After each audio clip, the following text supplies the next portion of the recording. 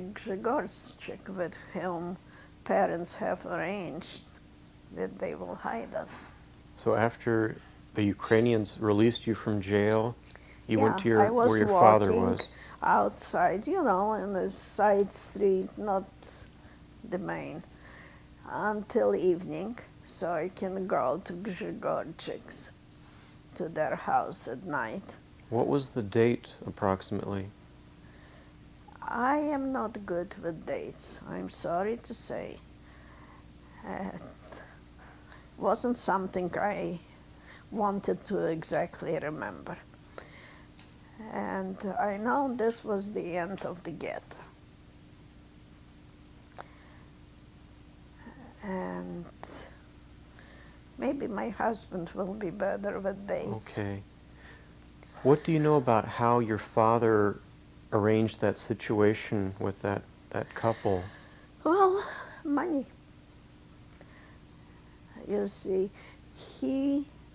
Vladek, made a commitment to take his Jewish friend child as his own, and he also kept the child's not immediate family because they got killed, father and mother of this child, but he took her sister and Mincha, and he took an aunt and her husband and the husband's sister with him, but he had no money to support them, so he needed money for food for all those people. And my father had the money, and the arrangement has been made, and this was the story. So what was the living circumstances once you went in there? Oh, we were staying on the attic, and there were no steps or anything. And you climb, there used to be prior to it, on the second floor, there was an apartment that was abandoned and sort of in shambles. And we climb, putting one foot on the window of the apartment and another on the window of this, for the outside area. It was like a corridor that would lead to rooms. And we would climb like this up to the attic.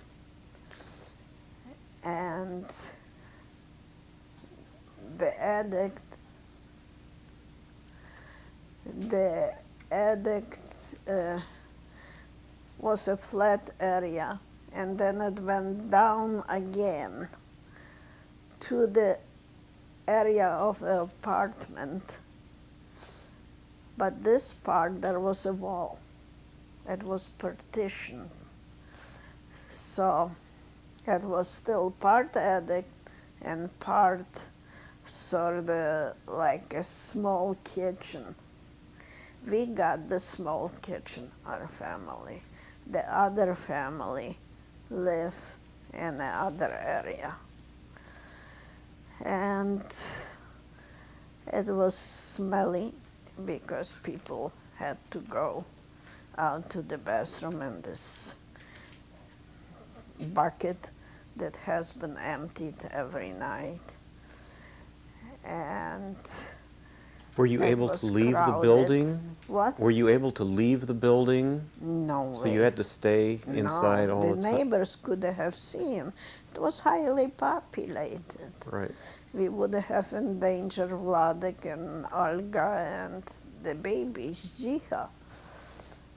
And so, anyway, we would hide there. The only time we ever left the area was during the bombing, when American planes came and bombed the area thinking it's petroleum center. You see, we were so joyous. Even if it would have gotten us, it was worth it.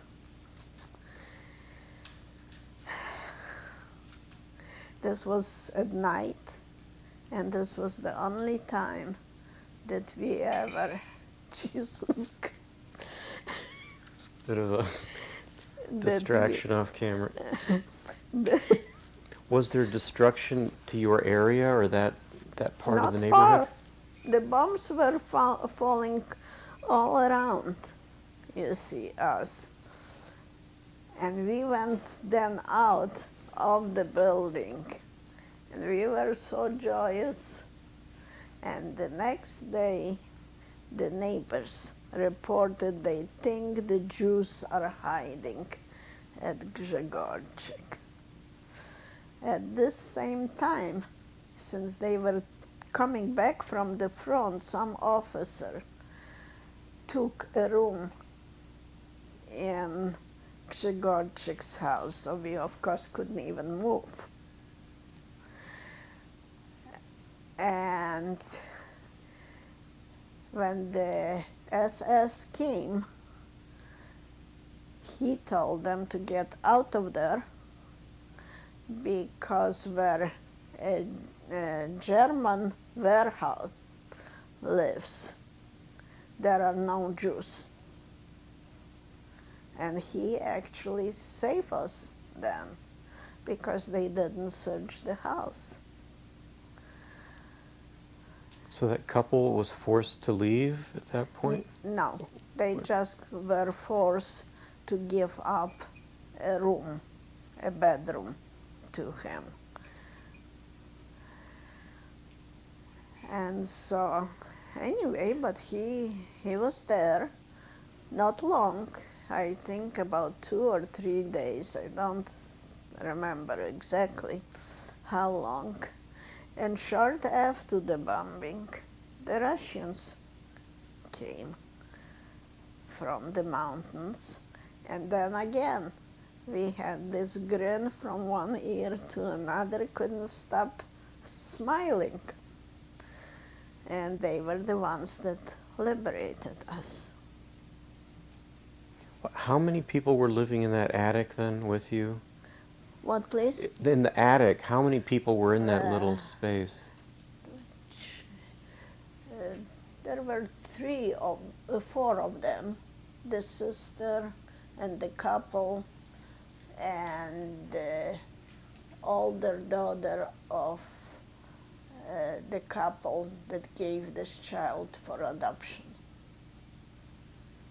Yeah, maybe you could briefly mention that. How did that child become adopted? And there's a story the around child that. became adopted. Of course, it wasn't an easy thing to do.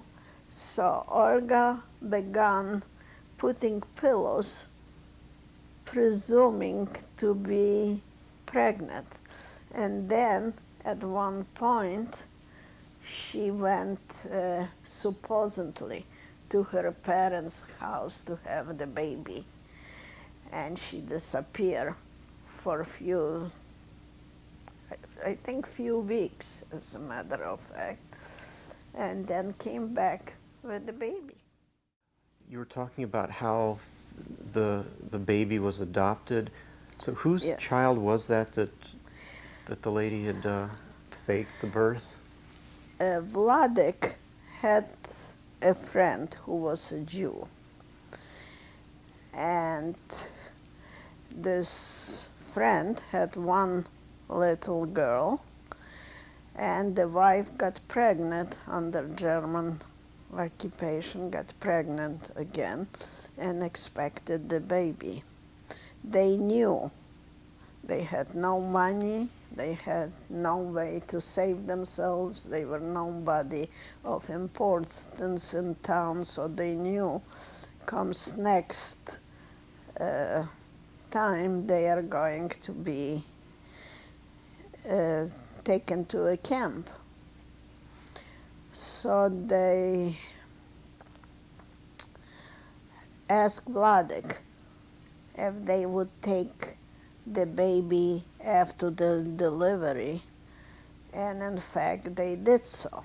Vladek and Olga picked up the baby. Olga could not have her own children, and they were a childless couple. So that's when she started pretending of being pregnant, and as soon as the baby was delivered, they picked up the baby. The girl is now a woman living in Paris. What's her name? I forgot her last name, although she is married to a professor of music. She herself is a pianist. Olga really brought her very well and educated her.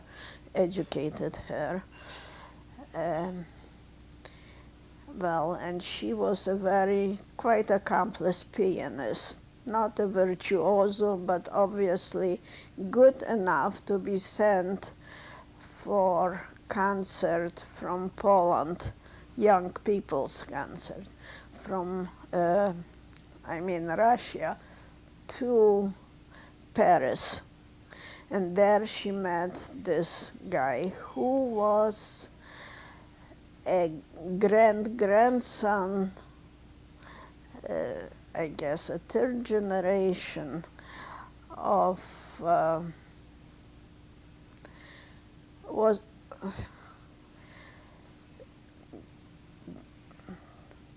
I think it was Maria Skłodowska, of some personality of on a mother's side, from Poland, who was born in Poland. And of course, since Zdzicha spoke both Russian, Ukrainian, and Polish, he got interested in her, obviously fell in love and married her. I have visited them only one time when we were in Paris, and as I remember, there were 2 young children. Okay, yeah, maybe we could look up her name later. And I know that the girl went to Israel, to a kibbutz where her sister lives, and got acquainted with her sister, whom she never knew. So let's then get back to your own experience. That German fellow was living there for 2 or 3 days, and you had to stay real quiet. Yes, they lived there for a few days in this apartment. He chased away the SS people that wanted to search the building, and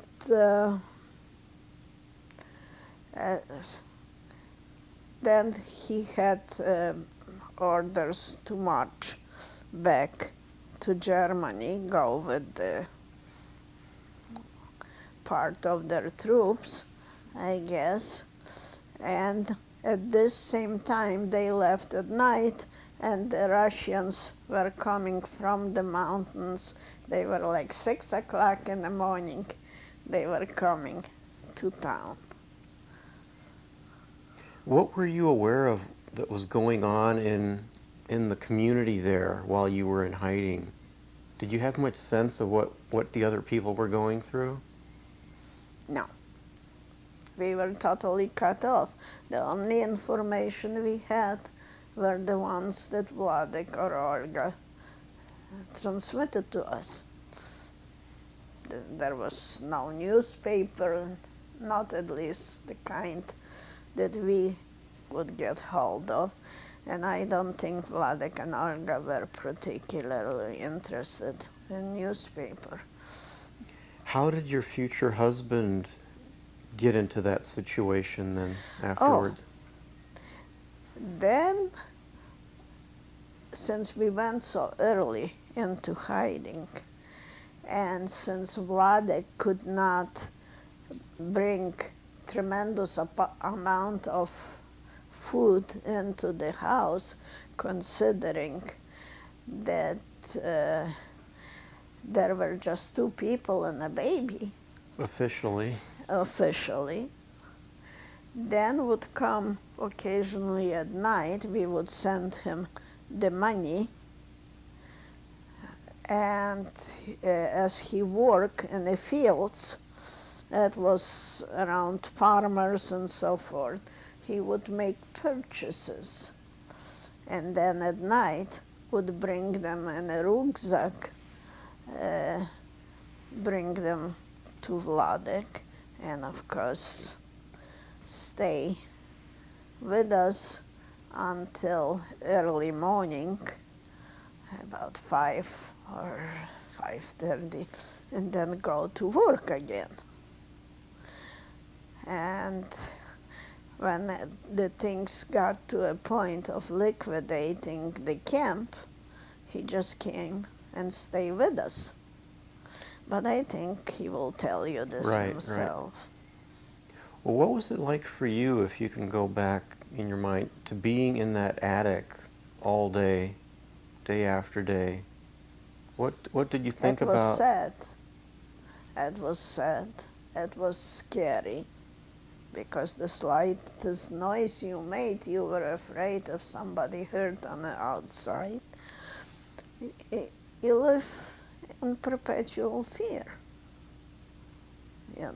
almost like an animal. Hygiene couldn't be very high, needlessly to say. And you never knew how long Vladek is going to keep us, and how long the money lasts, and how long the Germans are going to stay. Oh, you see, once they left, thanks God, we could go out and try to build our own life.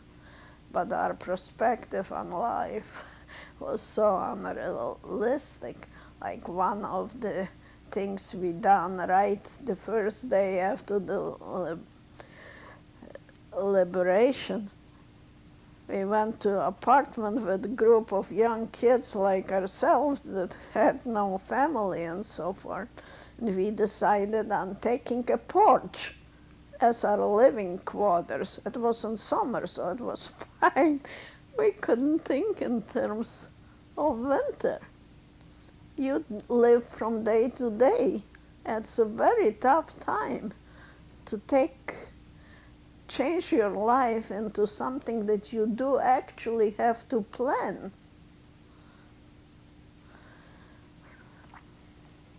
Why do you suppose those 2 non-Jewish people were willing to take that risk to save you? Was it strictly money, or was there any other reason? No, there must be more to it than the money, because they could have killed us and have the money too.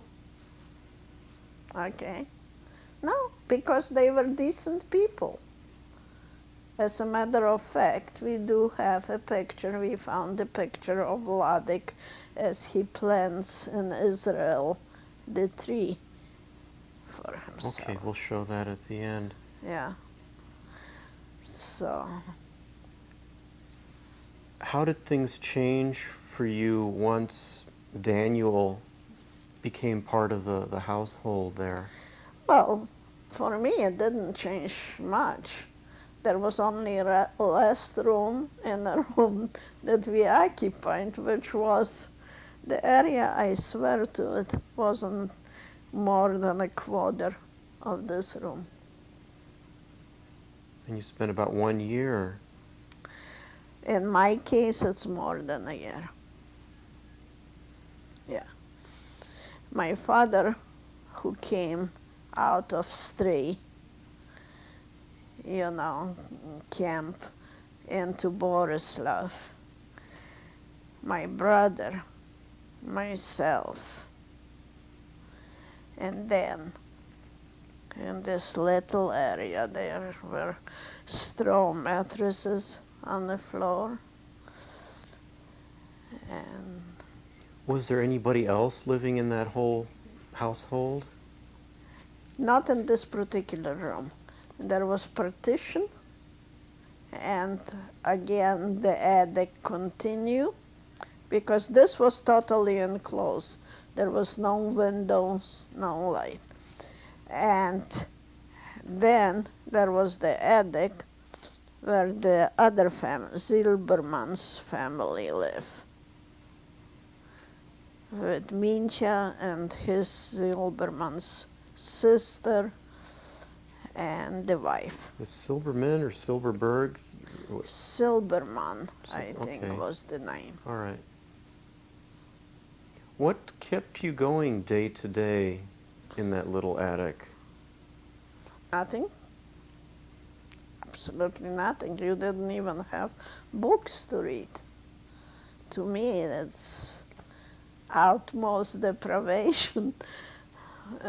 But you'd be surprised what type of humiliation, discomfort, pain one is willing to accept just to survive.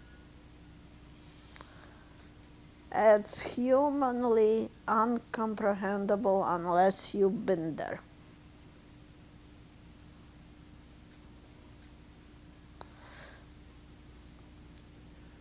Are there any other specific memories you have prior to the liberation when you think back to that last year?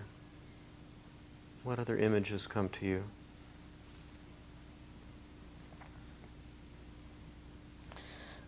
I don't know really what to tell you. What did you all talk about all day in that little room? Oh,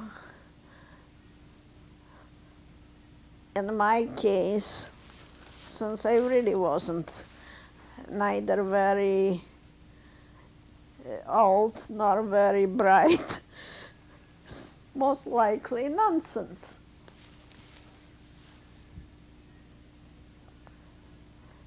I don't know what others talked about. How much contact or communication did you have with the couple downstairs? Oh, at night when it was dark sometimes, and they had no one visiting and so forth, we would go down, and I was very fond of both of them, needlessly to say, particularly Olga, because she was much younger than he. And he even once paid me a fantastic compliment.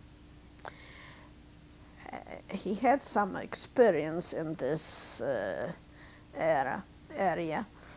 He told me that I could be the queen of the underworld. Now, how do you like that? He was, I guess, had a light hand. Light hand? Yeah, I don't know exactly what he was doing. Toward us, he was magnificent. Nothing but superlatives could be, used to describe him. But I think in his profession with this man whose child he adopted, that they both, Dan knows more about this, being from Borislav.